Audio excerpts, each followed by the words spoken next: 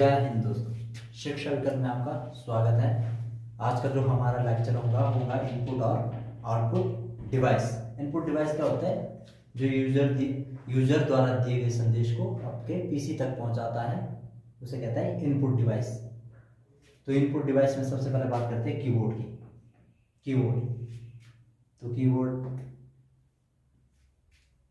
Standard keyboard की बात की जाए तो स्टैंडर्ड कीबोर्ड में 104 की होती है आपकी स्टैंडर्ड कीबोर्ड में, और आपकी 5 टाइप की कीज होती है कीबोर्ड में। कौन कौन सी होती है 5 टाइप की? सबसे पहले बात करते हैं अल्फाबेटिक की।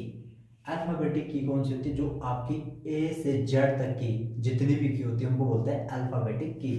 दूसरी होती है जो आपकी नंबर की होती है, 0 से 9 तक की जितनी भी की होती है उन्हें बोलते हैं नंबर की। फिर बात करते हैं आपकी स्पेशल कीज होती है, जो आपका space bar, caps lock, back space, shift, enter, symbol और टैब, ये होती है आपकी स्पेशल की। आपने ध्यान रखना है जो आपका स्पेस बार होता है वो कीबोर्ड की सबसे बड़ी की होती है। स्पेस बार, जो आपका स्पेस बार होता है वो कीबोर्ड की सबसे बड़ी की होती है। फिर बात करते हैं आपके फंक्शन की। फंक्शन की होती है आपकी F1 से F12 तक की जो होती है उन्हें बोलते हैं फंक्शन कीज। फिर पांचवी जो की होती है आपकी नेविगेशन की। नेविगेशन की में आते हैं आपके एरो की, होम की, एंड की, पेज अप, पेज डाउन, ये आपकी क्या होती है? नेविगेशन कीज होती है। मुख्य तौर पर कीबोर्ड के 5 ही टाइप होते हैं। अगर बात की जाए 6 टाइप की, जो कंट्रोल की होती है, जिसमें आपका क्या आएगा? कंट्रोल, डैन, विंडो और एस। ये आपकी जो 4 कीज होती है ये आपकी कंट्रोल की में आती है। सबसे पहले बात करते हैं अब आपके father of keyboard. Father of keyboard कौन है? आपके क्रिस्टोफर लेथनसोल आपके फादर ऑफ कीबोर्ड है। जैसे आपके फादर ऑफ कंप्यूटर है चार्ल्स बेबेज, उसी तरह हर एक इक्विपमेंट का अलग अलग फादर ऑफ कीबोर्ड कौन है? क्रिस्टोफर लेथनसोल। बात करते हैं आपके फंक्शन की, जो आपकी F1 to F12 तक होती है। तो आपकी जो सबसे पहले होती है F1, उसका यूज होता है हेल्प के लिए। F2 का यूज होता है रीनेम, फाइल एंड फोल्डर। आपके MS वर्ड आपने ओपन किया है, आपने रीनेम करना है, दूसरे नाम से सेव करना है, तो आपका F2 की का यूज होगा, रीनेम, फाइल एंड फोल्डर। बात करते हैं F3 की, सर्चिंग। आपने कुछ भी सर्च करना है तो उसके लिए कौन सी की यूज होती है? F3। F4, Alt plus F4 का आप यूज करेंगे तो आपका जो सिस्टम है वो शट डाउन हो जाएगा, जितने भी प्रोग्राम है वो क्लोज हो जाएंगे। Alt plus F4। फिर बात करते हैं F5 की, रिफ्रेश। सिस्टम को रिफ्रेश करने के लिए F5 की का यूज होता है। अगर बात की जाए पावर पॉइंट में, पीपीटी में, तो स्लाइड शो ओपन करने के लिए भी आपका F5 का यूज होता है। आपने ध्यान रखना, पावर पॉइंट में स्लाइड शो ओपन करने के लिए आपका F5 की का यूज होता है, और नॉर्मली इसका यूज होता है रिफ्रेश करने के लिए।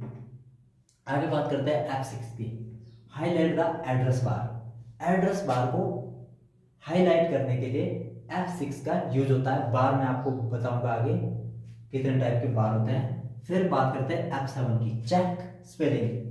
चेक स्पेलिंग के लिए आपका क्या होता है? F7 की का यूज होता है। आपने MS वर्ड कभी खोला होगा तो उसमें थीसर्स का एक ऑप्शन होता है जिसमें आपका स्पेलिंग चेक होती है, एंटोनियम्स चेंज होते हैं, तो आपका F7 की होती है स्पेलिंग चेक करती है। F8 boot menu.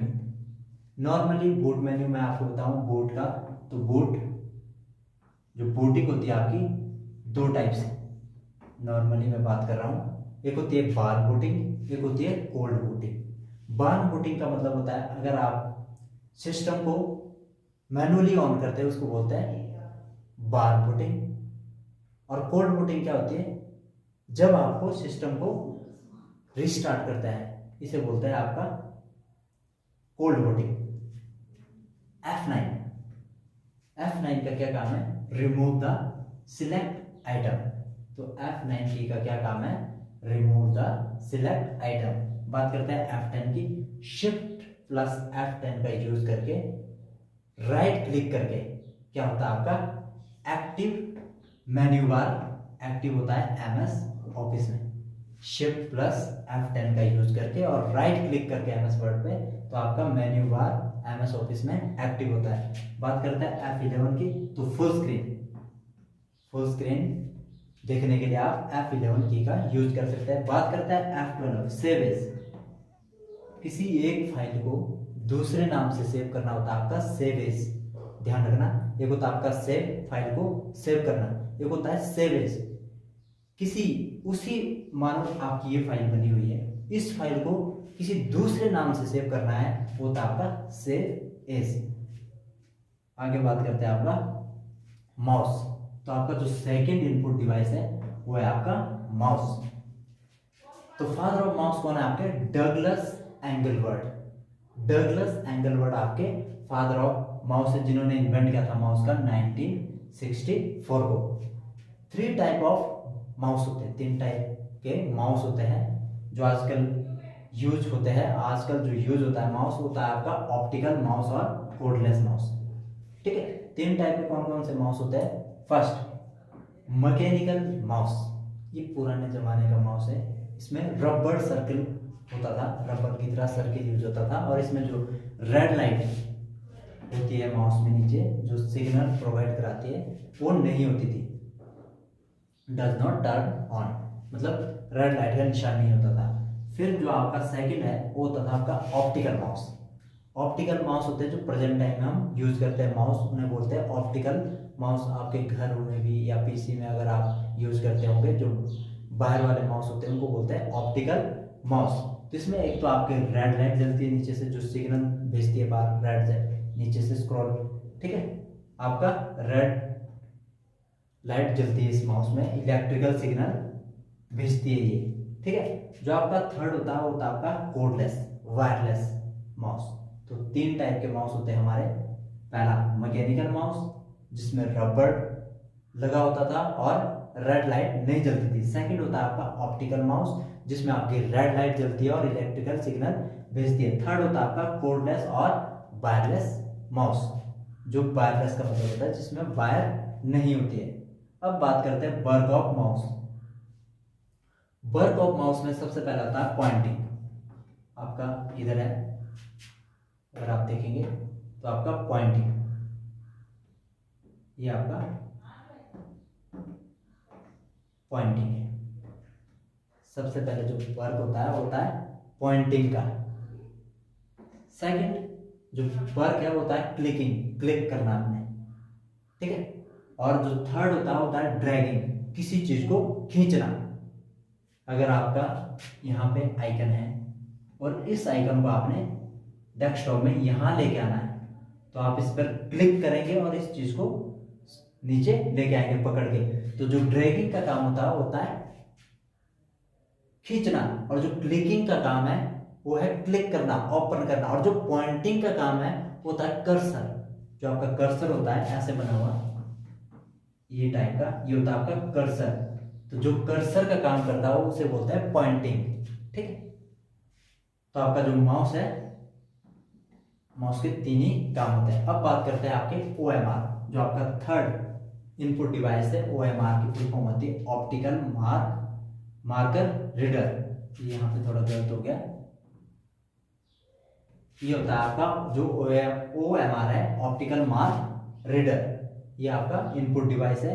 फिर आपका स्कैनर, स्कैनर का तो आपको पता ही है, स्कैन करते हैं आप डॉक्यूमेंट्स तो स्कैन हो जाते हैं। फिर आपका MICR scanner, magnetic ink character recognition, ठीक है, या रीडर भी बोलते हैं या रिकॉग्निशन भी, दोनों वर्ड यूज होते हैं। मैग्नेटिक इंक कैरेक्टर रिकॉग्निशन या रीडर। ये जो MICR है ये आपका जो चेक होता है, चेक के जो डिजिट होता है उसको स्कैन करता है, मैग्नेटिक इंक कैरेक्टर रिकॉग्निशन, ठीक है।